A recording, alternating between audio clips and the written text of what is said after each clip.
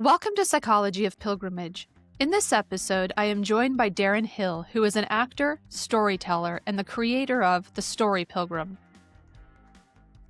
Darren, it's good to see you again. Good to see you.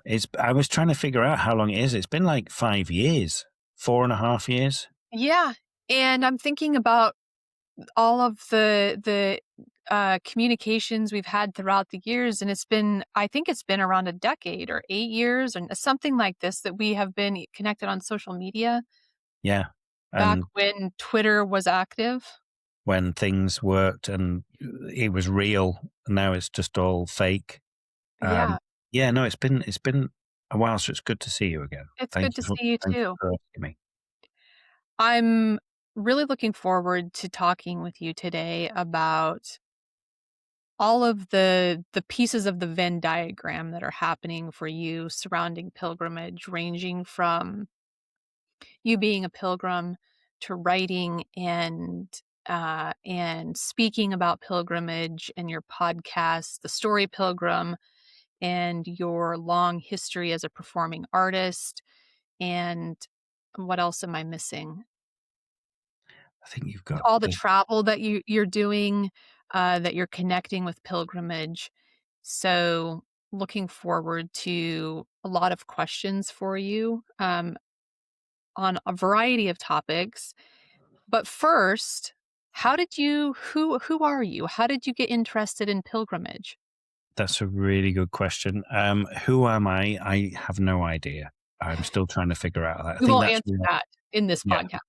That's the whole thing. That's why I created the Story Pilgrim, is to try and figure out what this thing is and this thing that I'm going through called life.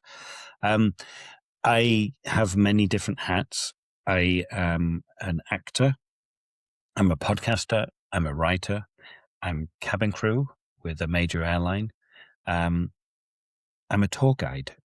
I do lots of different things, which I feel I have to just to keep myself going. I'm also neurodivergent, which I never really used to talk about. And as I've got older, I never use it as an excuse, but I feel like sometimes I do have to just say, hang on a minute, my brain doesn't quite work very well in these instances. Can you just give me a moment? About pilgrimage, it kind of came out of nowhere, really. I've always loved walking, and that's what a pilgrimage is. A pilgrimage is about movement. It's a walk. Some of them are very long walks and some of them are very short walks, but it is about movement to me. So I've always loved that, and I've always loved nature. And I was living in Chicago, and I was doing a one-person play. And somebody came up to me at the end of the play and said, have you ever thought about doing this on the Camino? And my question was, what's the Camino? I had no idea what they were talking about. They were talking about the Camino de Santiago. And a year and a half later, I set myself a challenge of walking the Camino de Santiago, the Francais route, so the 500 miles, and performing that one-person play as many times as I could. I saw it as a physical challenge, as something for me to be able to, what would happen as I'm doing this act of walking and then performing a play at the end of walking a day of walking of 15 miles. And if I did that continuously for 35 days, what will that happen to me as a performer? And it very quickly turned from the actual physical challenge into a spiritual and an emotional journey. And I performed I became a pilgrim, and I didn't realize I was. People started to call me, hey, Pellegrino, hey, pilgrim. And I initially was like, no, I'm not a pilgrim. I'm walking a pilgrimage, but I'm not a pilgrim because I'm an actor who's performing this play. And I kind of denied it to start off with. And then as I got into it and I realized what this act was doing, I kind of went, no, I really am a pilgrim.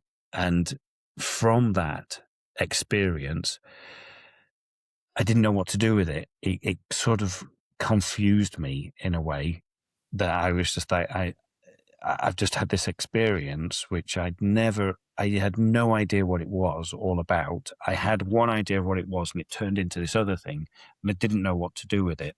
And it was only when I went to do my master's, um, was when I was just like, oh, okay, it's all about the storytelling. It's all about connection. It's all about life, and what makes this thing called life so special. And a pilgrimage really focuses it in. To me, a pilgrimage is, it gives you fewer choices, but it helps you to listen more. It gives a deeper meaning. And so I was hooked then. I was like, yeah, okay, let's keep doing this, and let's see what there's all these pilgrimages all over the place. What are they? And I get so much different meaning from it. And one thing that I love to ask is, what would be your pilgrimage? For you, Heather, if you were to go on a pilgrimage, where would you go? That's a great question. For me, I think I'm really into discoveries about my family history. Hmm. I spend a lot of time digging into the past and trying to find connections through documents or stories or more recently photos about who my people are, where they came from, why some of them came to the United States, why some of them didn't come to the United States. And so the ideal pilgrimage for me combines some element of walking the land where these ancestors are from. I don't know necessarily about a destination, uh, so much as being able to reconnect with where my people came from. So, yeah, that's a really great question. I don't know that anyone has actually asked me what the kind of ideal pilgrimage or just a pilgrimage. I've become a pilgrim over the past several years at the Bellawood battlefield. I was studying all the different types of pilgrimages that have occurred to this particular battlefield. I've expanded it to call it a battlescape because it's not just the battlefield, it's the village around, it's wheat fields, it's roads, it's where all these layers of meaning are. But I didn't start out as a pilgrim there. I Hmm. became a pilgrim because of becoming quite attached to the personal stories of the soldiers or the Marines who fought there, and walking in their footsteps and finding artifacts in the soil that connected me to those stories. So I do agree with you that the movement is important, and probably because I'm informed by a psychological perspective, I think the inner movement for me is as important or even more important than the external movement. So walking, I think, is a part of the pilgrimage because it's moving through a particular place or a landscape. So that is important. Um, there is a specific place actually that I'm thinking. Do you know what astrogeography is? Is that what it's Oh, called? Let me make sure I have the word right. Astrogeography. It is a place apparently in the world that aligns with all of the day you were born, so or sort of where all these nodes. So it's astrology, but it's place based. okay, And I was looking astrocartography. Sorry, that's what it's called. okay. I put in all of the information for myself into this astrocartography site, and there is a place in rural Finland that is supposed to be where my like portal is. I would be very interested to go visit this place to see if something happens there. So I That do have in mind making a pilgrimage there someday. Yeah, that would be interesting, wouldn't it? Yes, Yeah, well, I never mean, heard of that. what would happen? Yeah. But also, like with all the work that you do with regards to these pilgrimages, going back to these, you know, the Yeah. the battlefields and all Yep. that type of stuff, how many people are actually walking? What is that process for that pilgrimage? Is it getting on a car, going to the airport, getting on a plane, getting to the airport, getting in a car, driving to a hotel, then taking a taxi to the battlefield and being there? Is that what is happening, or are people just walking out of their front door? I had a friend when I was in Chicago. He's actually English, John, and he he literally. I said to him, he said, "Oh, I've walked to." He's done the Camino several times. He's also walked to Rome. He's walked to Jerusalem. And where else? He walked to Dublin because he has family, like what you're saying, family there. And I said, well, where did you start off from? And he said, Darren, from my home. Every time I left, and he just started walking. And obviously, to get across the sea, he would have to take a plane or whatever. But he said, whenever I landed or wherever I took a boat, wherever I went, I just kept walking. And he walked. Yeah, that's really interesting because you're right. In the case of the battlefield pilgrimages, especially when we're talking about Americans going to Europe, we're not walking across the ocean. No, That would be an interesting story if that that would happened. But be very interesting. that that may change the face of pilgrimage if this was possible. So we I think we do tend to think of it within other forms of transportation, but why couldn't someone just land in Paris and start walking? Well, that's it. It to me, it's also that, and if you kind of touching on, you sent me some questions Yeah. beforehand and kind of touching on them already. Sort of like, to me, like a pilgrim is somebody who it's that internal process, that internal agreement that by me doing this journey, by me moving, something's going to change.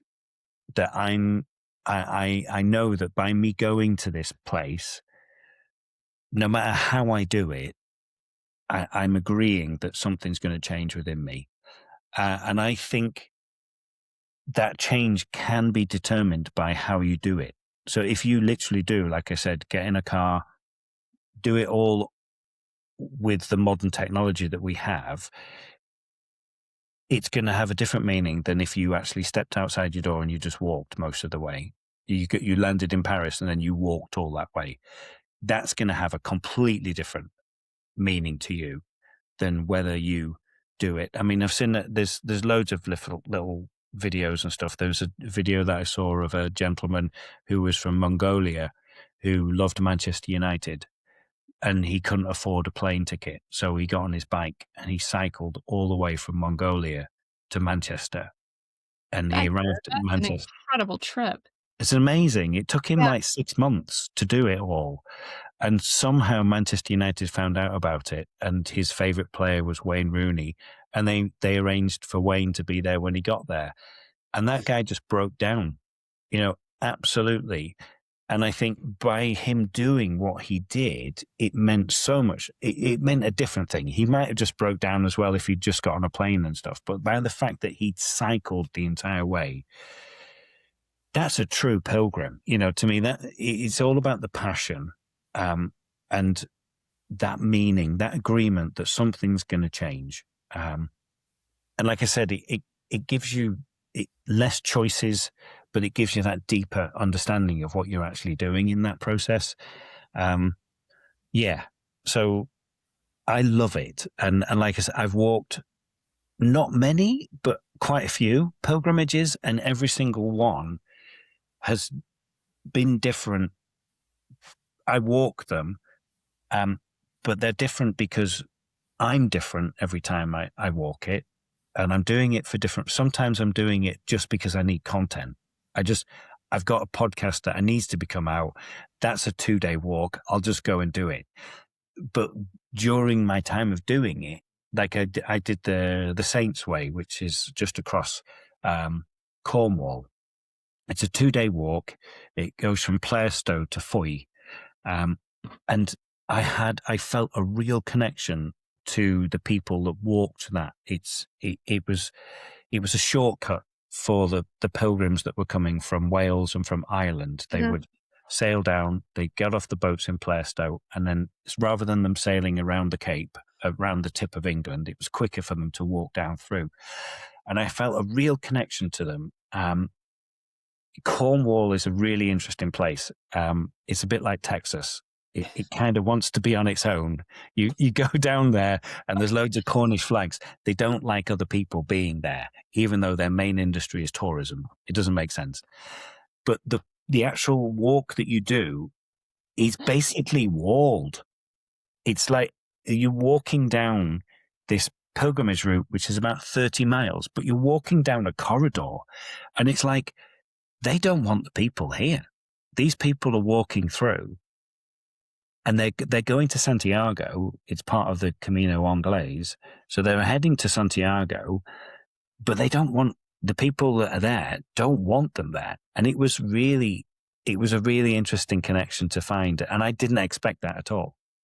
How do you know did you have the knowledge ahead of time that the people don't like the people, or how did you know that the local people are not fond of the pilgrims or tourists? That's a really good question because it was just intuitive. It literally, you kind of get it when you go down there. You're like, oh, there's a lot of Cornish flags down here, which is not usual for the UK. Like I'm from Lancashire. I don't even know what the Lancashire flag looks like. I have no idea. But in Cornwall, you've got these Cornish flags everywhere. Um, but it was just intuitive. It was just like, this is a feeling that I've got. And I felt like as you walk down these, they're not very well walked. This route is not a popular route. So some of the areas you're walking on, I'm probably the only person that's walked on it in a week. It's very rare that people are walking down that route. And so you kind of feel like it's just a feeling that I had, and it might be completely wrong, but it's just a quick way of getting through. But also, the thing about we forget about pilgrimages, especially, pilgrimages pretty much are ancient. Mm. We've got new One of the oldest pilgrimage. form of travel. Yeah. Yeah. But we forget you talk about getting there, but you got to get back home. It's not just a one-way thing. You're going to go to Santiago. You might end up living in Santiago, but probably 90% of the people are going to have to turn around and go back. That's such a great point because we actually don't talk about the return. It's No, it we every it's Yeah, always the that's so destination, isn't it? interesting. It's Yeah, about getting when we talk about return, we talk about the pilgrim returning home or returning back to the self or returning back to what existed before the pilgrimage, but we don't actually talk about the transit. exactly. And Why you're why just is that? Why don't we talk about that? I don't know. I think we should because it's just a weird thing in it that I thought that so many times. I was just like, well, we're all talk about the destination and getting there and the journey, but once you've done it, you've got to turn around and go back. And when you're doing it backwards, you're a different person because you've had this whatever it is, this moment that you've had in getting there. We know, well, we know personally from doing these pilgrimages, it does change you as you're going along, but you're going to continue to change, and you're going to go back to your life, whatever that might be at home, a different person. And on the way, but also on the way back, you're going to be meeting people that are going forward, and that's what I found fascinating in that I've been back to the Camino a couple of times and I've walked it. I've been what they call a regreso. In Spanish, it's you are a regreso. You're basically regressing. You're going backwards. You're going the wrong way, but you're not. You're still on a pilgrimage, and you're meeting these people that are discovering things about themselves that haven't got there yet. I always see my life as a sponge. Whenever I am involved in any theatrical performances or anything as a performer, I always think, what can I take from this? What can I take? What can I learn? Da, da, da, da. And it was probably in my mid-40s that I started to say, well, actually, do you know what? I've got something to give back as well. You know, I've got experience, I've got knowledge, I've got techniques. And I kind of feel that as a pilgrim as well. You know, you meet people on the way that you're going to take things from, but also you need to be giving it out as well. And yeah, the thing with the Saints Way was, as I was walking down thinking, these people don't want you to be here. It was to me, it was very evident. And like I say, it was just an intuitive thing. It was just something there. But then I was thinking, if it feels like this, these people have the knowledge of, like, I've got to come back through this way. I don't, you know, what is that? You know, what I don't know what that is, you know, because again, it's just me putting myself into those positions and not having any real evidence.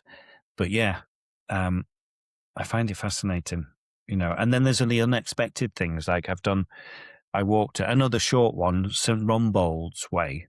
St. Rumbold was a baby saint born in 1662, who lived for 3 days.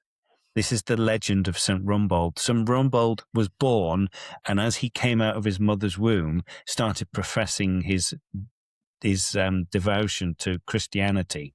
Okay, it's a baby. I'm walking in this area that is dedicated to a baby that could speak and died after 3 days and was a true Christian. But as I was doing that, the landscape was amazing, but I came across, I don't know if you've heard of a wonderful project over here, and I'm being very sarcastic when I say that, called the HS2, No. which What is is a it? high-speed train link from Oh, London to Birmingham. Yeah. yes, I did read about this. It's It's supposed to be done, like, by 2030 or something?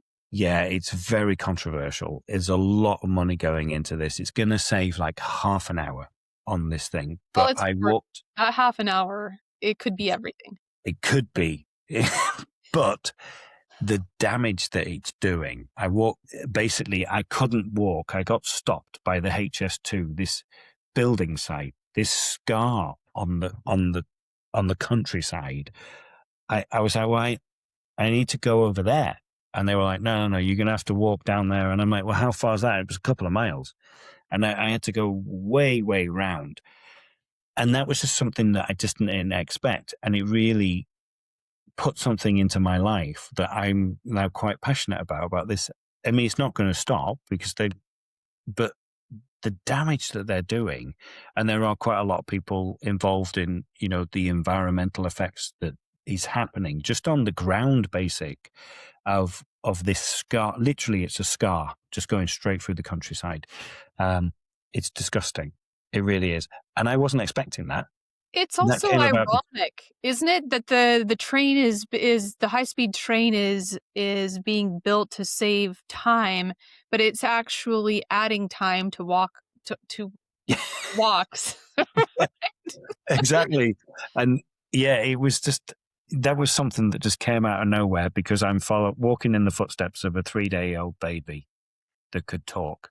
You know, it's Right. Or could cry, like Christian cries. Yeah, Yeah, Christian cries. yeah, So, yeah. I'm curious about I wanna go back to you doing the one-act play on the Camino in the moment when you realized that you were a pilgrim. Was there a moment? I mean, you started out, you weren't a pilgrim, you thought you were on a pilgrimage. The focus is actually you as an artist, um, performing this one-act play, but then what happened to cause you to think that you were a pilgrim? I think it was where my head was, where my thought process was going. There was a day, I was about 10 days in, and I was already really quite tired. And it was very hot. I did it in July. I don't know why I did it in July. That was It ridiculous. The you hot. were you were looking for the sacrifice, the Yeah, sacrificial part of exactly. the Thank you. That's exactly what I was looking for. Um, and there was a day when I was on my own, and it was a really tough day. And I've had my moments of going to church and believing in God and all of the comes along with the spirituality and religion. And I don't know what it was, but something just shifted inside, and something just cleared. I listened, and the question came up: You've never doubted. You've never questioned the existence of God. What would life be like if there wasn't a God? What would my life be like if I didn't believe, if I was a non-believer? And I started to think there is a lot of very intelligent people in this world who do not believe in a God, that are quite adamant that there is absolutely nothing apart from this one moment that we have in life, this present life. When we die, that's it. It's gone. And that's very alien to me because I was brought up as a Christian, as a Protestant. My mum took me to church. I was told that there's this thing called a Bible and it was written by God. And the vicar at church told me that God wrote this thing. And so I had this moment where I went, I've never questioned it. I've just believed it my entire life. What would it be like? So I spent the next couple of days just trying to figure out what would that shift be in my head if I went to that. And it was a really difficult one because at that point, how old was I at that point? It's 47 years. Yeah, I was 47 at that point. And it's really tough to change your way of mind of thinking to say, I can't do that. But through that process, I was just like, oh, something's changing here now. Something not physical, but emotional, mentally within my brain. Something is really shifting. And it's because of the repetition of what I'm doing every day. Through that act of repetition, I do it as an actor. I rehearse. I repeat my lines. If I want to learn my lines, I just repeat it. I repeat it. I repeat it. I repeat it. I repeat it. And they go in. That's what a pilgrim does as well. When you're on a walk, you repete. You get up. You have your breakfast. You start walking. You have a goal for the day. You might reach that goal. You might go further than that goal, but you finish. You get to where you need to be. You do your laundry. You have your dinner. You go to bed. And then the next day you get up and you do the same thing. And that repetition really knocks things away.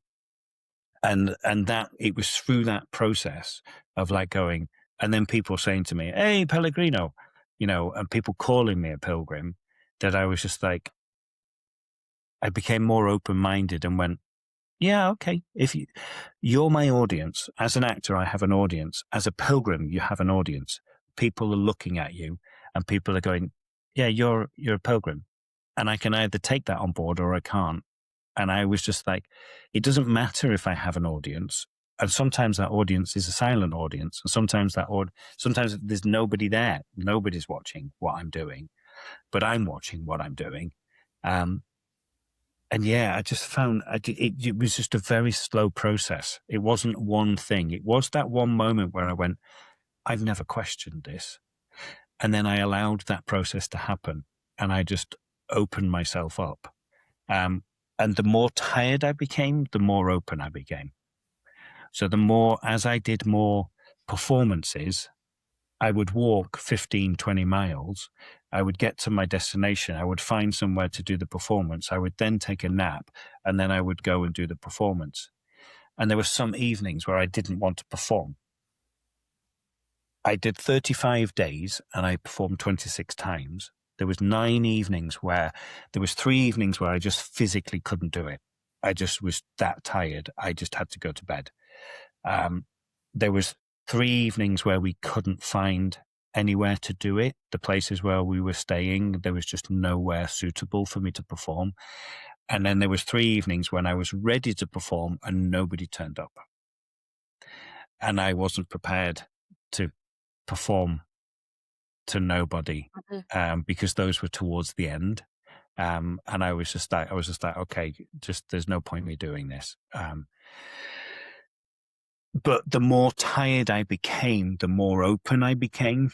And there is something so liberating in that. As a performer, just being able to let go and not think of anything and just do it is really amazing. And it's like what we do that in everyday life. I'm doing it right now. I'm performing as a guest on your podcast. I don't know what's going to come out of my mind, out of my mouth in the next few moments, but I'm doing it. I'm performing that, and that to me is the essence of it all, and that's what life is, and that's what to me, like the pilgrimage to me is just that focus, that narrowing of life, and it's a rehearsal. It's a rehearsal for living, but you've just got less guards up. Yeah, if that answers. It it does, and I'm I wanna I wanna hear more about your performing, night after night, but then you reach this point where you're starting to question, what if there isn't a God? What if it but it sounds like it's more than that. It's, what if what I was told or what I believed about the world is no longer true, or it wasn't true, but I've just bought into a story or a lie or a narrative. And up to this point, it seems like there hadn't been that permission that you gave yourself to question. But then what comes out of this is the pilgrim. Like, you acknowledge, I am a pilgrim, also because there's external uh validation, your external recognition by others. But I want to better understand this link between giving yourself permission to question whether God exists and whether what you believe to be true is actually true. Is it true objectively, but also is it true for you subjectively? And then recognizing that you're a pilgrim. Hmm. I think for me, it comes down to trust. Trust initially in the people that were telling me, that shaped me to be who I am. That's, I'm talking about my mom, my parents, the people that I looked at and respected, and then trusting myself in the process that I was going through, because it is a process, and I've mentioned that already, in that as I was going through this, the more open I became, and being around in nature there's something about that. There's some, and I talk about this a lot in my podcast, is that connection to nature and to the world that we live in. It's so powerful. I remember one day, it was literally the day after I started questioning. I looked at the ground and there was a swirl of dust. It was just swirling around, and it was a perfect little spiral that was going around. And I looked at it and I was just went, that's been designed. There's a design there that is beautiful. It's just dust twirling around. What is that? Why does it do that?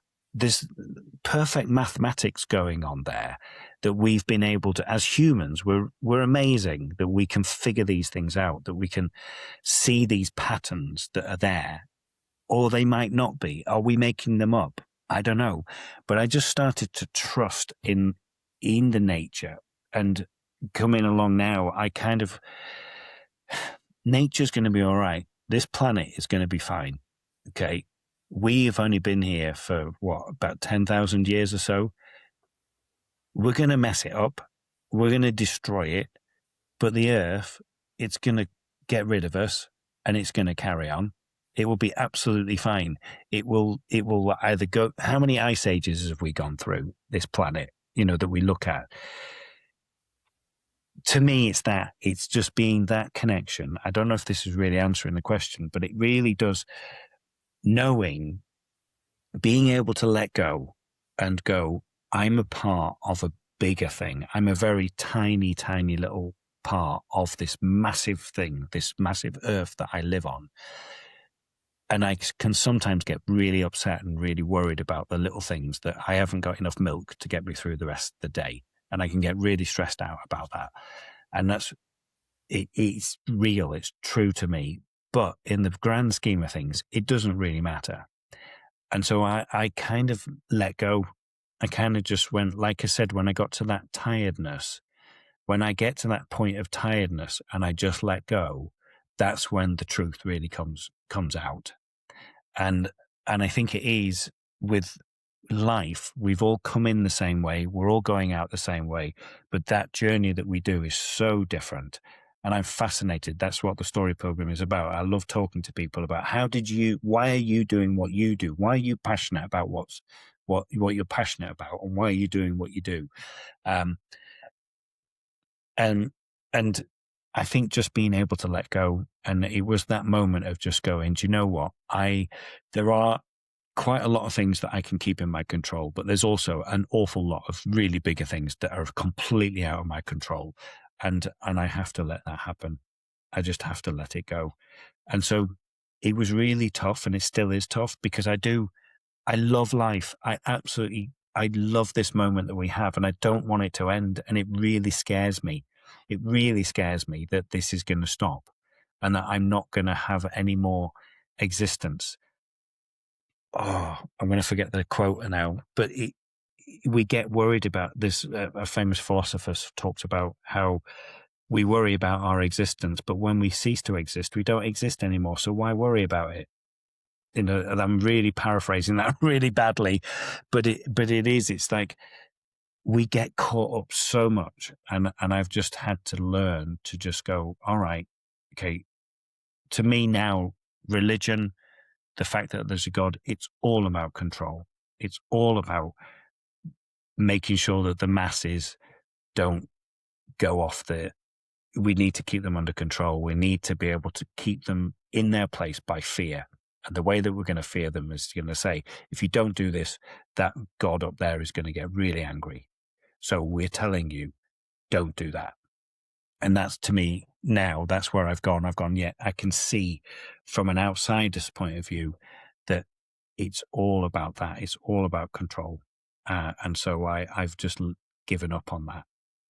And it's also like, this is a really silly thing to say and bring up, but in my life, I have voted every single time that I've been able to vote, whether it's been in the general election, local elections, whatever it might be. For a mayoral, I lived in America, so for the governor, every single time I voted, my vote is not counted. I've never voted for the person that got in or the party. I always vote for the party. The party has never got in. My vote has been completely wasted because I have never lived in an area where I have voted for the people who have a say in how my taxes get paid, get used. Mhm. What's the point? I'm still going to vote. We still keep doing it, but I kind of have that attitude of going, but what is the point? You know, you got in on a majority of 39%. That means 61% of us didn't vote for you. You know, but in this democracy that we live in, it's still allowed. And I'm not going to go. Have you ever seen Falling Down with Michael Douglas? I don't think so. It doesn't. It's a very good film where he's basically a guy who's an average guy who just goes through his life doing everything that we are told to do, paying his taxes, being a good citizen, and nothing good happens to him. And the one scene I always remember, he walks into like a fast food restaurant and he orders the burger, and this little spotty little teenager delivers this burger that's just flattened and everything. And he looks and he goes, I want that burger, the one in the picture, the lovely, Yeah. beautiful one. And he's got this, and the kid's just doesn't care. And he ends up going, no, I want that one. And he's just like, that's what you've got. And anyway, Michael Douglas just pulls out a shotgun and shoots the thing. He's just like, I've had enough. Why are you selling me that when you're giving me this? And I think the pilgrimage just kind of helped me to just let go, just release all of that tension that I've been holding, and just to be able to say, do you know what? My place is here right now. The only moment I have in life is this moment. This moment that I have talking to you is the most important moment in my life because it's all I've got. What happened this morning is gone. What's going to happen tomorrow morning hasn't happened yet. So don't worry about it. The one thing that I should worry about or be more focused on is this moment right now. And that's what a pilgrimage taught me. And that's why I'm addicted to it, because it reminds me of that. It reminds me that whilst I'm walking in nature, that's the moment. That's the only moment I have. And it really teaches me that a moment. You know, you look at animals, you look at birds, they're not worried about, they're just worried about their moment. I'm hungry, so I'm going to go and find some food. It's wet, I'm going to go and find some shelter. You know, I'm tired, I'm going to go and sleep. You know, they're not worried about anything else other than the actual moment that they're in. Yeah. Yeah. My thought keeps coming back to the word pilgrim and being recognized as a pilgrim. It's almost like the word itself is similar to being a bird or an animal or a tree, that there's something, the pressure's off. If we're pilgrims, then that it's like, then it's okay to be suspended in what, you know, some people would call liminality. We're like neither here nor there. We're passing through. We're not performing, even though you were performing, which is why I actually am so struck by the fact that you become a pilgrim while you're performing, and really interested in um, the psychology about that. But I can empathize so much with what you're sharing around this existential angst. I have struggled with this quite a lot throughout my life, and what happens, thinking about what happens after this, and it is overwhelming and panic inducing. And I too find a great deal of comfort in being in nature and thinking about how large trees are, or how vast the sky is, or how the moon, it seems suspended in the night sky. That is comforting to me, because it means that there's some type of order that I may not be able to understand, but I have to believe that the order applies to me also, because everything around me in nature has these ordered characteristics. And I've never really thought about the word pilgrim, or being acknowledged as a pilgrim, as being maybe about that same order as a human, that it's a recognition that we're moving or on a journey, or whatever. But it seems really important, this moment that you had in, like, alleviating the pressure. Like, yeah, I'm a pilgrim. That's it. That is it. Well, you're walking a pilgrimage, so therefore you're a pilgrim. You know, it's the act of performing. You are performing a pilgrimage. So even though I was performing on a pilgrimage, I was also performing a pilgrimage. Therefore, that makes me a pilgrim. Hmm. That's that's how I look at it. In that, yeah, okay, I'm happy, and if you want to give me the title of pilgrim, I'm more than happy to take that upon me. But I made that agreement with myself. You know, that I did know before I did this that something was going to change. And I made that agreement with myself to say, I'm going to trust that process, and something's going to happen by me doing this. And I think a lot of people, if we go back to the old times of why people would walk a pilgrimage, is because of that. They need something to change. They need to have a sacrifice. There's something. I met a gentleman when I was walking, an Irish gentleman called Patrick, who caught me up. He walked 50K in one day because he'd heard about I was doing this play, and he wanted to see this play. And he caught me up and he watched this play. He watched the play and he came up to me afterwards and he went, "You just described my life. The play was I just saw myself in that. And he then told me about his life and how he had a very tough childhood. He was in and out of youth correctional facilities. He was in and out of prison his whole life. Um, he dropped out of school when he was 12. And he um, had enough. And he said to me, he said, Darren, one day I just woke up, I got out of prison and I killed my family.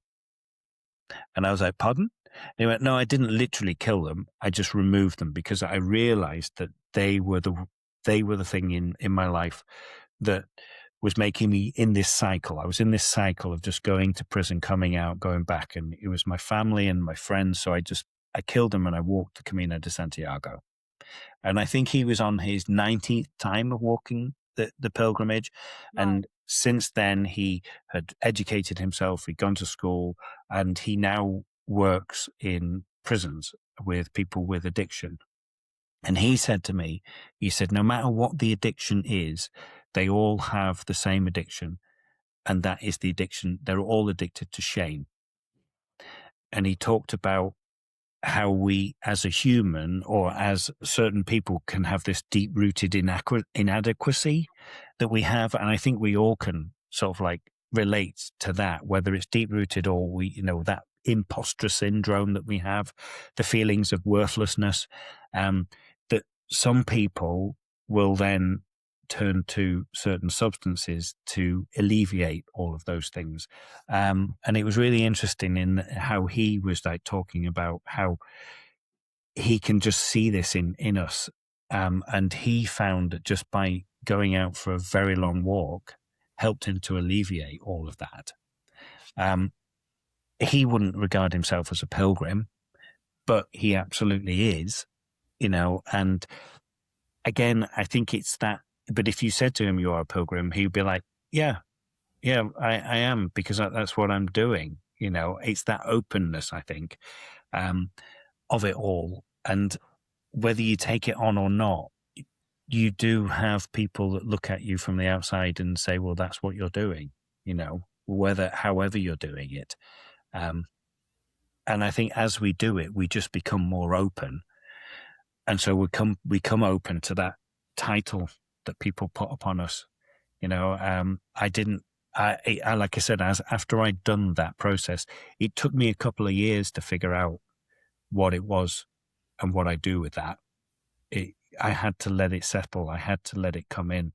And I would speak to people in preparation for doing what I was doing. And like I said, I met John, I met Patrick, so many people that have done it several times. And I'm like, why would you do that? Why would you walk 500 miles 9, 10, 19 times? And I got it after I'd done it. And I've been back several times, and I haven't walked the whole thing because, again, we then starting to get into the process of time. Do I have the time to do that? Because of the society that I live in now, I have to pay my bills. I've got a mortgage. I've got gas bills to pay. I've got all these type of things. I can't take 35 days out of my life just to walk across. I wish I could, but there are people that you meet on the Camino that have done that have just gone, do you know what? That life that I have back over there isn't real. This is, and I'm staying here, and I'm gonna help the other people that are coming through. Have you been? Have you done? Have you done? I have not. I've not walked the entire thing, nor even the 500 kilometers, for much of the same reasons you're just describing. Yeah, I don't have 30 days or 50 days or 6 months. Um, yeah, and I also was thinking about a man that I interviewed um, many years ago who lives in Australia, but he grew up in Rhodesia, and his family um, had a very large plantation I guess is what they were called at the time. Um, and he ended up getting conscripted into the army during a very difficult transition when Rhodesia was in the midst of a civil war, and committed atrocities while he was in the army. And after he left, he decided that he's leaving. his home, and he becomes a wanderer for several years. He went to India for a while, he went to Israel for a while, and then he decided to walk the Camino, and he goes from Australia to Europe to walk the Camino every year, twice per year, because it's the only place that he said he can feel forgiven, Okay.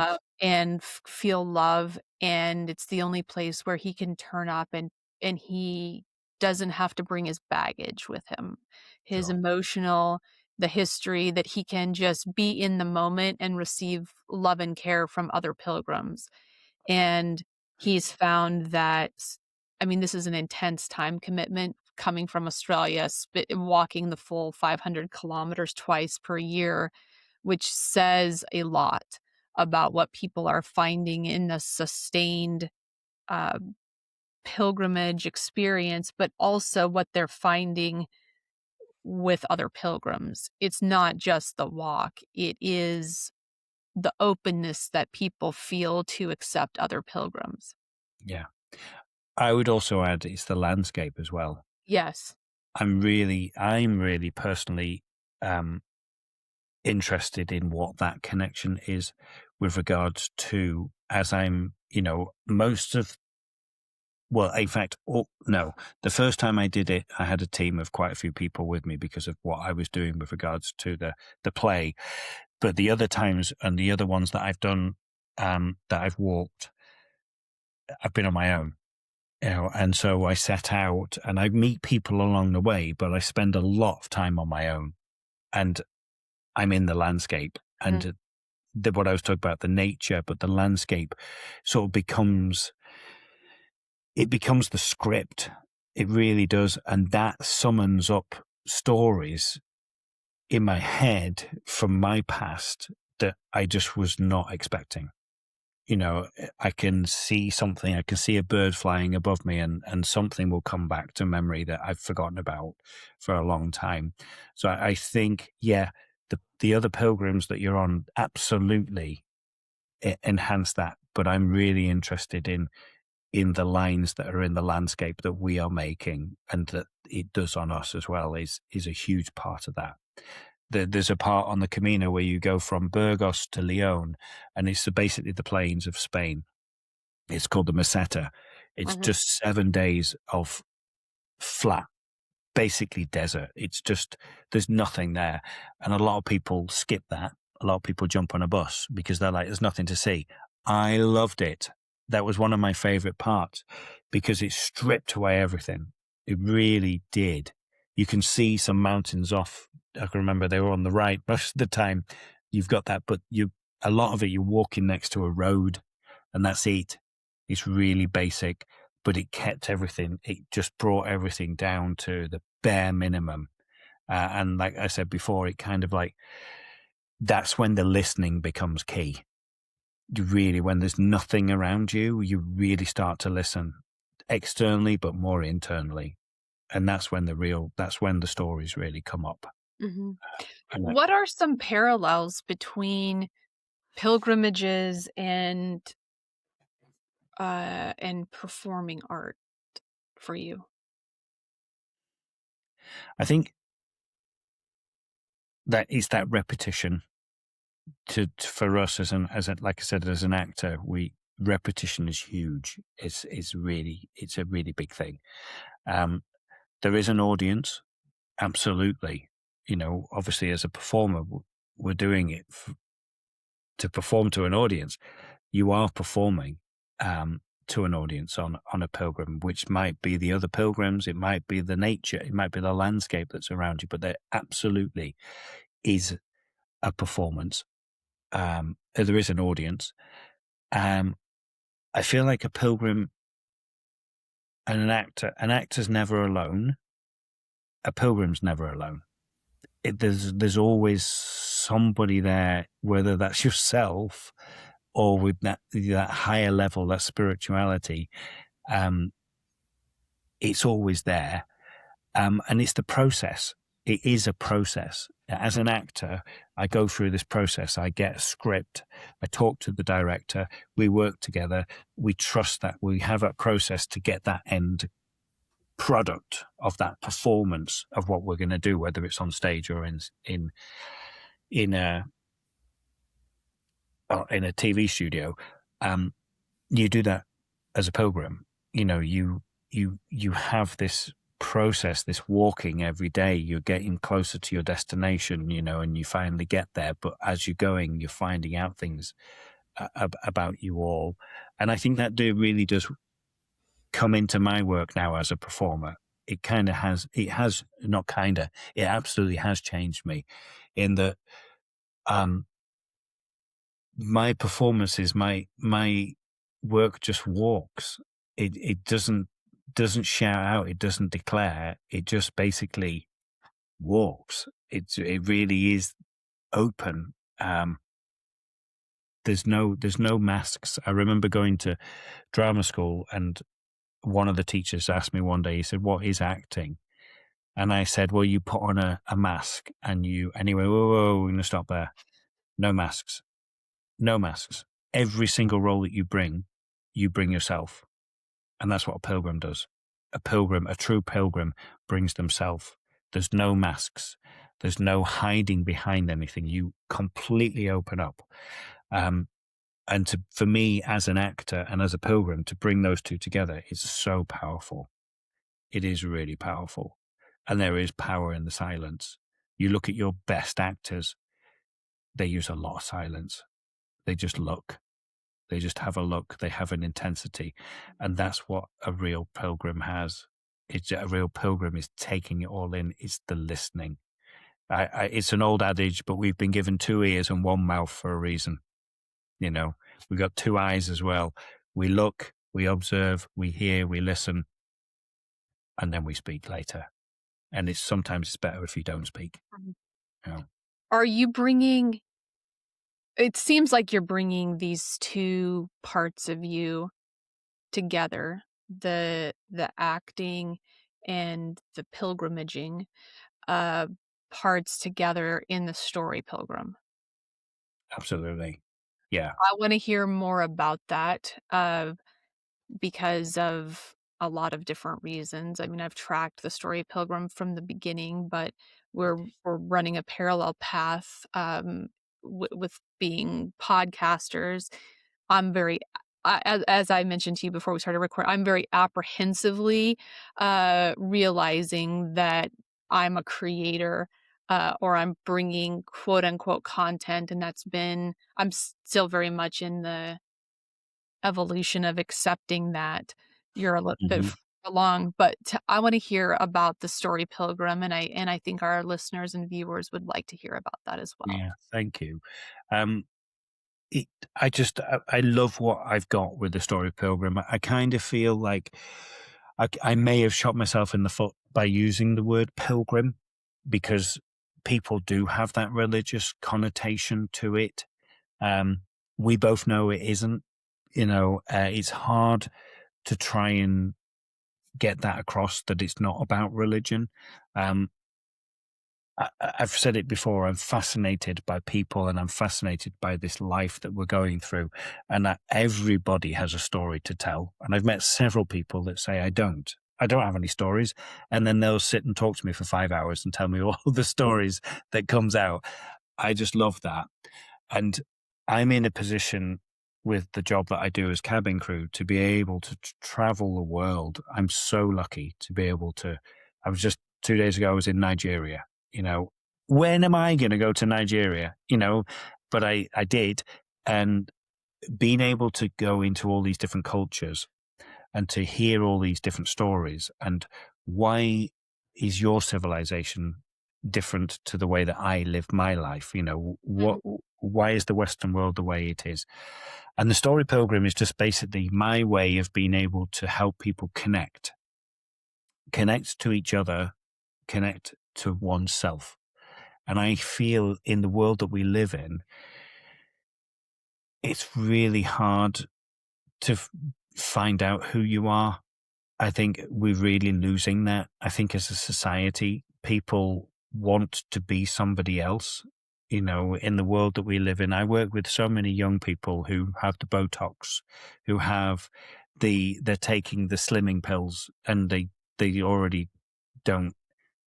To me, it's like we need to strip everything away. We need to strip away all of this, you know, being like, how many likes did you get on your last post on Twitter and all this type of stuff? And how many followers do you have on Instagram? I hate that as an actor, some auditions, they'll ask you, you don't bother auditioning if you haven't got less than 10,000 followers on Instagram. So the Story Pilgrim to me is an opportunity for being able to connect to people. And I've also been able to use it in a corporate sense of being able to take teams out for a walk and helping them connect in a way that they never thought was possible. And it's a very, very simple thing. It's very simple. When you take people out for a walk and you put them in that situation, their guards drop down and they become open. And you mentioned about Jacob Moreno. Mm-hmm. Yeah. And I didn't know much about his work, so I had a quick research on his stuff, and it's fascinating. I should know about his stuff because he gave us psychodrama. But to me, that catharsis, that as in action, it absolutely. I've seen it work. You know, when you get a group of people walking together, which I do with the Story Pilgrim, roles change. You know, you can be walking with the managing director and you can put them next to the cleaner and it doesn't matter, because when they're walking through nature, they are at equal. They've been equalized. So their roles have shifted. And witnessing is constant. When you're walking, you're completely in the moment. You have to be, because you're physically walking. It's kind of like, it's one of my gripes that I have with podcast. The reason my podcast, if you come on my podcast, Heather, which I would love you to do, we're going to go for a walk. Okay. Because it's different from us just sat down here talking. When we're up and walking, they say there's been lots of studies done that we think at the speed that we walk. So our mind is then in tune with our body, which is a real interesting fact. And so as you're walking, the witnessing that happens is really interesting. And like I said before, stories come up, confessions happen that nobody ever thought that they were gonna do that. I've taken big companies out for a walk, and people have been stood there telling stories in a circle, crying their eyes out, you know. And how would you make that happen in an office environment? You know, and it's not in a bad way. It's not in an awful way of like, I'm traumatizing these people. And I don't claim to be a therapist in any way, because I'm not qualified for that, but it is a form of therapy. It really absolutely is. The catharsis is absolutely real and it's absolutely there. And so I really my frustration is just getting it out there, is when people experience it, it completely changes. Like I experienced the pilgrimage, the walking. It doesn't have to be, you know, a very long walk. It's better if it is. It would make such a difference. I would love to be able to take people on a 2-day walk, you know, a 3-day walk, a 5-day walk. It would be amazing. The differences would change. And I always said, I think I might have said it before with you, if we could get the leaders of the world to all walk a pilgrimage, this world would be such a different place. I completely agree with you. There's also, in addition to what you've just described as the reasons that people are more authentic or even open, vulnerable, um, on walks, we have set up so much of our interactional spaces around face-to-face communication and eye contact, when in fact people are more comfortable when they're parallel, and definitely when walking in nature. But also physiologically, our bodies sync up when we're walking Yeah. side by side versus when we're looking at each other face to face, which is a very interesting paradox, because so much of mental health therapy is set up to be face to face, but actually it's very effective when walking. And I know walking therapy is really taking off in Europe. It's not gaining so much traction in the United States yet, but it should be. Uh, because it's so beneficial on so many levels, and you've described the reasons why also, and so the psychodrama part, I can see also being really useful if you're walking with groups or groups are having an encounter together where they're walking and stopping. um, I can see so many avenues for potential there. Yeah, absolutely. I think it's just so powerful. It really is. And you talked about putting that into practice in performing, and were you talking about side by side and stuff? It's much more interesting if you go and see a performance, and if the two performers are looking at each other on stage, um, you just get them to turn out and to turn out. And yeah, okay, it's a different thing because we're observing, we're an audience looking at them, but it's so much more powerful. And it is as an actor as well. If you're in that scene and you're being told to look at your actor, and then the director says, "Actually, can you just turn out more?" And you really physically can feel it. Mhm. It is a very interesting, whatever psychologically is Yeah. going on there is very, very powerful. Um, and yeah, it's another frustrating thing for me because as the story program is that how do I sell that to people to say, look, just by us going for a walk and allowing people to communicate. And there's different techniques that I have with regards to when I do take people out, and get them to do different exercises just to allow them to open up. Um, but people don't see the value in it until they actually do it. And I think that's another thing with regards to pilgrimages. It can be an inconvenience. It can be like we said, I can't afford to take that time out. But if you do, you really do see the benefit of it. You really, so to me, I would love the story program. So the story program kind of was organic with regards to the podcast. I had no idea what I was doing. I was like, okay, let's just start walking pilgrimages and record what I do and see what happens. So the first few episodes were just that, when they just me walking along these pilgrimages that I just thought was like, well, that might be interesting. Um, and then I got the job with the airline, and I was like, well, I've got an opportunity to visit all these places now, so let's do that. So I did that, and I've ended up with 52 episodes for the first season. And during this time, I realized, oh no, I've got a podcast. I am a podcaster. So I started to listen to other podcasts and got really intrigued about certain podcasts. And there's a gentleman over here called Ollie Mann, who was one of the original podcasters. He's been podcasting for decades. Um, he was when you would just get your podcast on a little iPod, Yeah.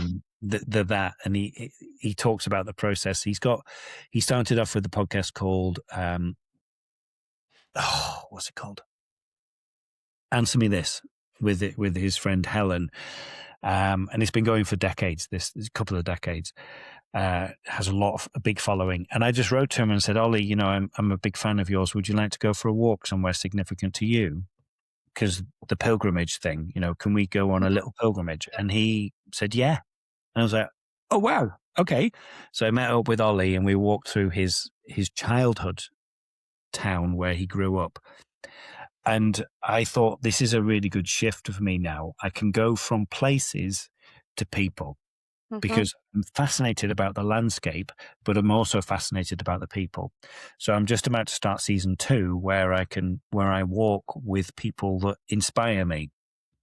And you would be one of them if we could Oh, never actually fantastic. be in the same place at the same time. Yeah, that's the Um, challenge, isn't it? that is the challenge, but we'll do it. We'll make it happen. Yes. Um, so that was, to me, was a good natural break, and structure has come out of something which was completely organic. And that's what a pilgrimage is. I Mhm.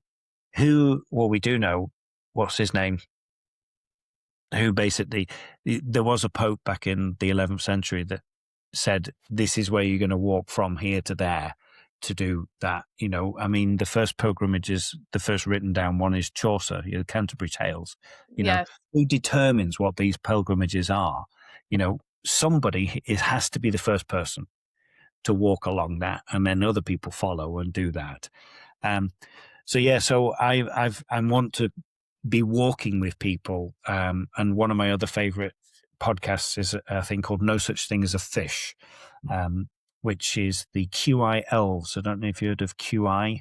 It's a British TV show over here that used to be hosted by Stephen Fry, and it's now hosted by Okay. Sandra Peck. It's a very big show. Stephen But Fry was involved in the original Office, right? Stephen Fry he's in Harry Potter. He does the audiobooks for Harry Potter. Okay. But he started off QI, and it's got a big following, and it's QI. It means quite interesting. We've got these quite interesting Mhm. facts, and they give these really bizarre facts. And the head researcher on that is a guy called James Harkin, and he's one of the people on No Such Thing as a Fish. And I wrote to him, and I said, I'd love to go for a walk. And he was like, okay.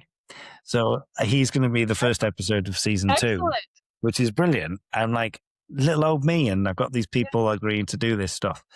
So season 2 is going to be about people. I want to walk with people that I find fascinating, which is pretty much anybody, and just ask them to go for a walk in somewhere significant to them, and find out what makes them tick. But I do insist that we go for a walk. I've done a couple of episodes where I've interviewed as you are, and I personally find that really hard. I really do struggle with it. Nothing against you, because I'm really enjoying talking to you, because You're struggling with the interview format. You wanna be moving. I do. I Yeah. do. I want to be, and I like the ambience. I like the landscape, the noises that happen, because it can trigger something. Yeah. A car can make a screech, and it can give you a completely different train of thought, and you go onto that. You're in the moment. A bird can make a noise, and that can bring up a story from whatever. It really helps me with the structure, because that's what I do struggle with, structure. Mhm. On knowing what I should be asking and how I guide somebody. So I just like the organicness of that. Yeah. Where would you like to if you what's your dream for the Story Pilgrim? Where would you l what where would you like to see it go? Or how would you know that it has reached the potential or the impact that you dream of it reaching? Thank you for asking. That's a really good question. I would love several story pilgrims. Again, this is another identity thing of being a pilgrim. I have the story pilgrim, and I for a very long time said, I'm not the story pilgrim. The story pilgrim is a thing, but I am the story pilgrim, because it's just me. Yes. So I am the story pilgrim, and I love the fact that I have that title. But I would love multiple story pilgrims around the world doing what I do. Do you know the Moth? Have you heard of the Moth? No. Moth Radio Hour. No. It's basically it's huge, and it's in America. It's huge. They hold storytelling evenings where people can get up and they have to tell an 8-minute story, but it has to be a true to life story. It has to be an experience that they have experienced. And I have done Story Pilgrim evenings where I ask the same thing. I ask people to get up and tell stories about their lives that are true to life, and we try and keep them short. It doesn't have to be 8 minutes, but short. Mhm.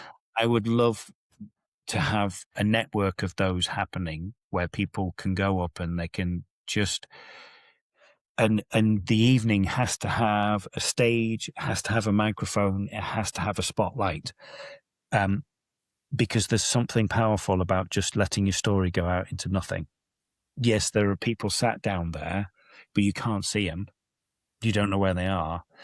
And I would love to have an opportunity where I would take a group of people for a walk during the day, and I would get them to just walk and tell stories. And then in the evening, put them in that environment on a stage where they can then tell the same stories and see what the difference is. See what is the difference for them, but also in how they tell the story, because it's in completely two different environments. And I would love just that, like that catharsis, because I think it's so powerful. I think that's what's unique about us as humans, is we tell stories. We sit around the campfire and we tell stories. And whether they're fictional or real is so powerful. In the UK, we have a culture of storytelling that is solely based in fairy tale and folklore and myths. And it really frustrates me. If I could go out tonight in Brighton here, and there'll be a storytelling evening happening, and not one of those single storytellers will get up and tell a true story. And when I ask them to do that, when I've had them come to my storytelling evenings, they freeze. They don't know what to do. I'm like, you're a storyteller. Tell me a story from your life. But I don't know how to. Yes, you do. And when they start doing it, it's really, really interesting. So to me, it would be just having a network of these opportunities for people to tell their stories, allowing people who don't have a voice to have a voice for a moment. And whether that's on a walk, in a group setting, on a stage, whatever that is, on my podcast, on your podcast, whatever that is, allowing people to have a voice that feel that they don't have a voice would be so special to me. Yeah. It is so special, and that really resonates with me, about this podcast. This was when I envisioned a podcast. I've often said, since I started studying pilgrimage and writing about pilgrimages and thinking about who pilgrims are, I just want to talk to people about pilgrimages, but I also want to listen to people about pilgrimages. I say I want to talk, but actually I want to listen, and I want to listen to the experiences of pilgrims. And I think that all pilgrim narratives are important, Yeah. whether a person is a religious pilgrim or another type of pilgrim. I shouldn't actually use religious pilgrim as sort of the reference point, because anyone can be a pilgrim. And I think that what people share about their pilgrimages, we need to be listening to. Yeah. These are really important stories. They're important lessons. They're important insights about who we are as humans. And we need to be hearing from pilgrims. Yeah. So I very much appreciate what you're doing. And it would be awesome to see Story Pilgrim events or Story Pilgrims popping up around. Yeah, I would love that. I think it's because it's the passion. We kind of have lost that we've mentioned it. I mentioned it before. We're in a world which is quick. It's fast. People want things now. And I think when you do allow people to slow down and that, and trust in the process and go through that process, it's so much more powerful and it's so much more meaningful to them.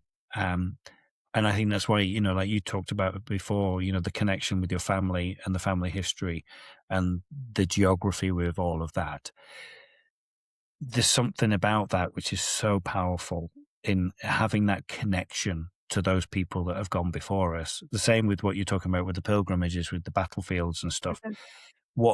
The stories of those people, what those men and women went through, it's horrifying, but it's also so empowering, that we can really, I think it's important that we remember that, and we go back to that. I think there's nothing wrong with looking back at what has made us who we are today and reflecting on that, listening to that, and then acting upon it. Because that's what, like we said before, the whole point of a pilgrimage is the movement, and it is the action of that. And that, like I said, I'm going to find out more about Moreno because of the that act of the action. It's the action of doing it Yeah. rather than. That's why I was frustrated going into doing my masters. Was I'm really bad at theory. I'm really bad at all of that. I really need to put things into action. And the fact that now that we have academia shifting towards that, being more practice based, I think is so important. It really does make us such a difference. To being able to study these things, get around the analysis of it all, but then putting it into action really makes such a Mhm. big difference. Yeah. Yeah. Where can we learn more about the Story Pilgrim? So very simply, thestorypilgrim.com. It's all there. You can follow me on, I've got Instagram, the Story Pilgrim. Myself, I've got my own website, just Darren J. Hill. But yeah, everything, just Google the Story Pilgrim, we pop up, and all podcasts on all podcasting platforms, the Story Pilgrim's right there. Excellent. Thank you so much Thank you. It's for taking been the so good time. to catch Yeah, up. yeah, to catch up, and it's always very rewarding to talk to people who are also passionate about pilgrimages, and the pilgrims themselves, and also storytelling and storytelling as an action, but storytelling and the narratives as a way of making meaning, in life. Yeah. And thank you for giving me the opportunity to share that. I really appreciate it.